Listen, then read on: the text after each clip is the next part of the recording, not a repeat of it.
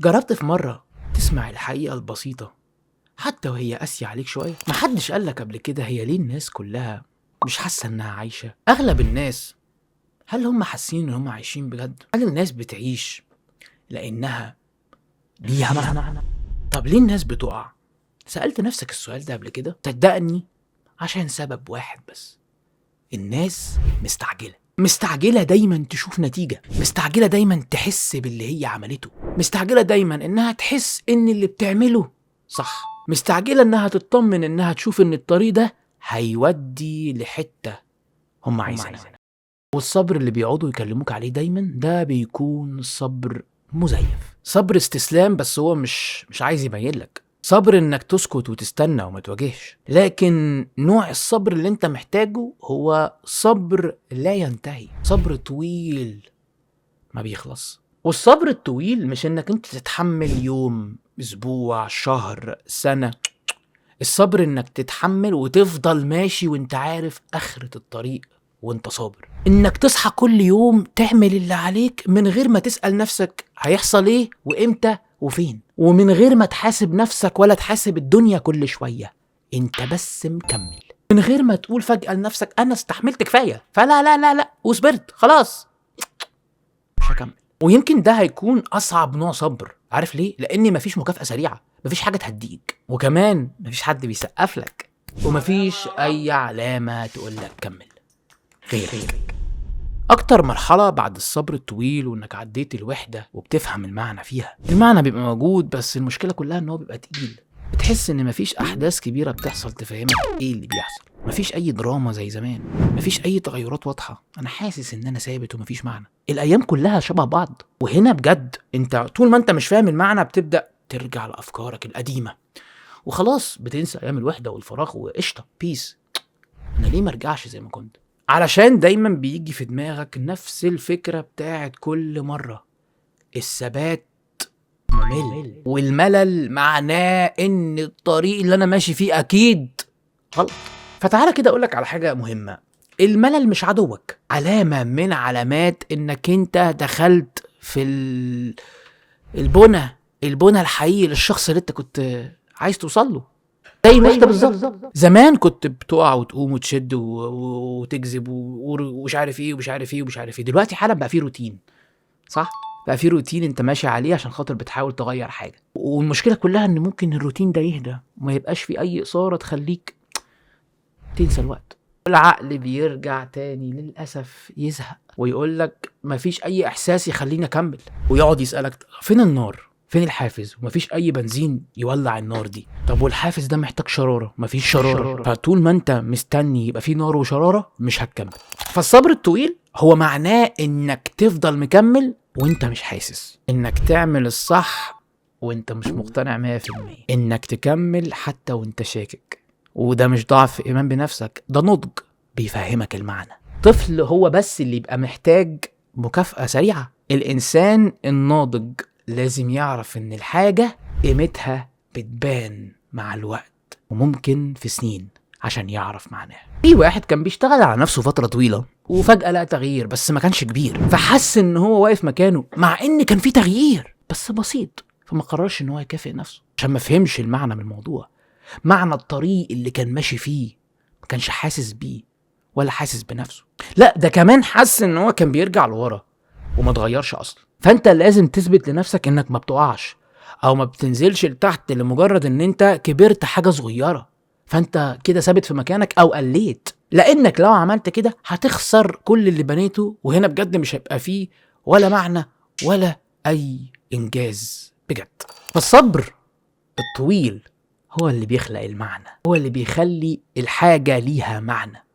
المعنى هو الصبر. هتحس بمعنى كل حاجة في حياتك لما تبقى شقيت فيها وتعبت وصبرت. الصبر الطويل انك تستحمل انك ما تحكيش حاجة، انك ما تبررش طريقتك للناس ولا تبرر اي حاجة لأي حد، انك تمشي من غير ما تشرح نفسك، لان الشرح بياكل منك طاقة والمعنى اللي انت فيه، وارضاء الناس بياكل الصبر. والطريق الطويل والصبر اللي انت محتاجه دايما محتاج طاقة محفوظة، وفي لحظة ما ستشعر أنك تعبان جدا فجأة.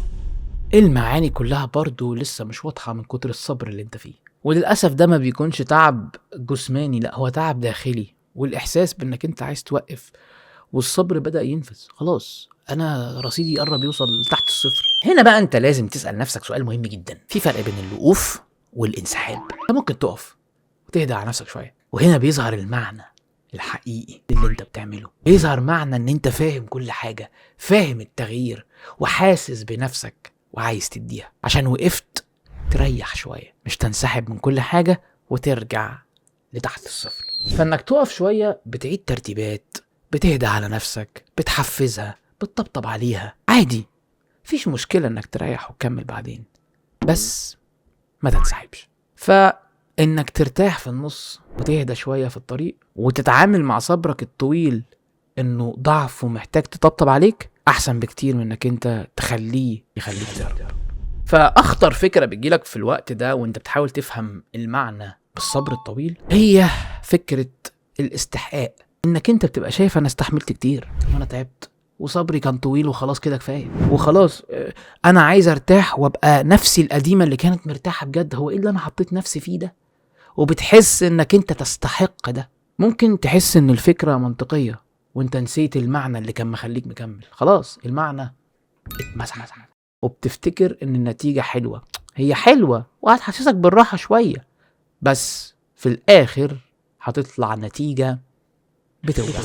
الفكرة الحقيقية في الراحة والصبر الطويل، وعشان تفهم المعنى اللي بجد، حقيقة الراحة مش ان انت ترجع. حقيقة الراحة انك تبقى متصالح ان كل حاجة بتيجي بشويش وصبرها بيبقى طويل، عشان افهم معناها صح وافضل ماسك فيها ما سيبهاش. عشان انا عارف كويس قوي انا وصلت لده ازاي وعديت بايه، وفهمت المعنى الحقيقي للحتة اللي انا فيها. فعايزك تسمع مني الجملة دي بوضوح شوية. الطريق اللي يستاهل دايما بياخد وقت طويل احنا مش متوقعينه ابدا، وده مش عقاب، دي بتبقى حماية ليك عشان تفهم المعنى الصح للحاجة اللي انت بتعملها وتفضل تعملها.